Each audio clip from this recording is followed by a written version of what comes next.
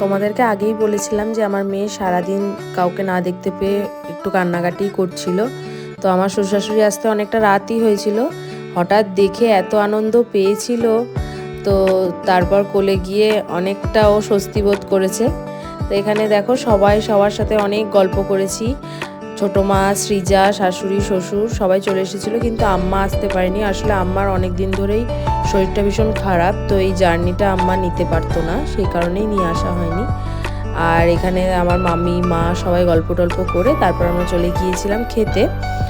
আর মেনুতে ছিল chips, salad, ভাত, ডাল, ডিমের ডেভিল, চিকেন, মাটন, মাছের কালিয়া আর চাটনি, 2 রকমের মিষ্টি, আইসক্রিম, হজমোলা।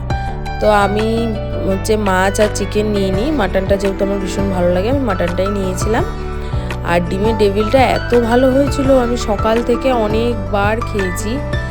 আর আমার চাটনি দিয়ে না এরকম পাঁপড় দিয়ে খেতে খুব ভালো লাগে। তোমাদের কার কার এরকম ভালো লাগে অবশ্যই কমেন্ট করে জানিও।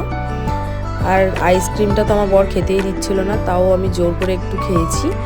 তারপর আমরা অনেকক্ষণ গল্প করে অনেক ছবি তুলেছি, তারপর চলে গিয়েছিলাম বাড়ির দিকে।